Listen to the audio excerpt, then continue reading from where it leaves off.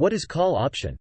A call option is a financial contract that gives the holder the right, but not the obligation, to buy a specific quantity of an underlying asset, such as a stock, commodity, or index, at a predetermined price, known as the strike price, before or on a specified expiration date. In exchange for this right, the holder pays a premium to the option seller. Call options are commonly used in financial markets to speculate on the price of the underlying asset rising.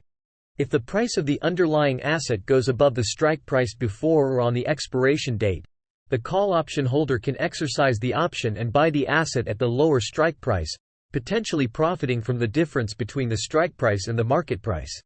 However, if the price doesn't rise above the strike price before the option expires, the call option holder is not obligated to buy the asset and can let the option expire, limiting their losses to the premium paid for the option.